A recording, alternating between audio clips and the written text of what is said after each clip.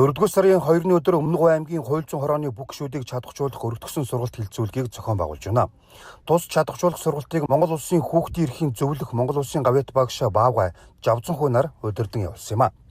Хүүхдийн эрхийг хамгаалах Хуйль зүүн хорооны үйл ажиллагааны чиглэл нь эрхэн зөрчигдсөн яг шийдгэлд өртөж эрх зүйн хязгаарлалтанд орсон хүүхдүүдийн эрхийг хамгаалах нийгмийн бүх төрлийн үйлчлэгэнд эрхтгш хамруулахад чиглэдэг.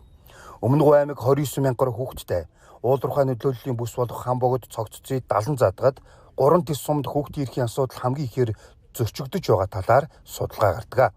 Хүүхдийн төлөө зөвлөл гэж байгаа Монгол Улсын ерөнхий сайд оюун урд нахалдаг. За аймгийн хэмжээнд бол аймгийн засаг дарга хахалсан хүүхдийн зөвлөл байгаа. За түүний дор бол одоо засаг дарга орлогч миний бие хахалж байгаа хүүхдийн эрхийн хууль зүйн хороо байна.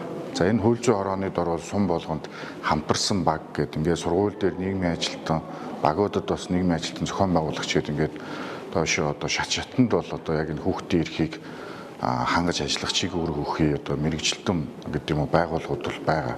За энэ байгууллагуудын уялдаа холбоо бол одоо бас тийм сайн гэвэл бас хэлэхэд хэцүү. Ерөнхийдөө бол энэ байгууллагуудын уялдаа холбоо ажлын чиг үүргийг сайжруулах шаардлагатай. Энэхүү үйл ажиллагааг зохион байгуулахдаа бид бүхэн нэлээд өргөтгсөн хэлбэрээр хүүхдийн эрхийн хууль зүйн хороо сургуулийн хүүхд хамгааллын багтай хэрхэн хамтарч ажиллах юм, хамтарсан багтай яаж хамтарч ажиллах вэ гэсэн асуудлаар хамтын ажиллагаагаа илүү сайжруулах одоо кейс асуудлыг шийдвэрлэхдээ багаар яаж ажиллах юм бэ?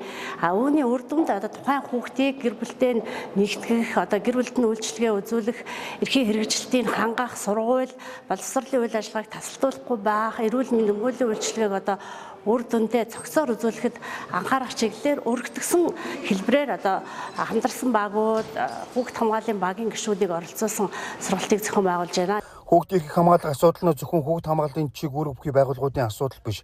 Эцэг асран хамгаалагчдын хамтын оролцоо үүрэг хариуцлага нэн чухал гэдгийг албаны хүмүүс онцоллоо. Өмнөг аймаг өсөлттэй өмнөх хөтөлбөрийн хүрээнд хүүхдийн хамгааллын чиглэлээр төлөвлөгөөт ажлуудыг үе шаттай хэрэгжүүлэхээр тусгасан.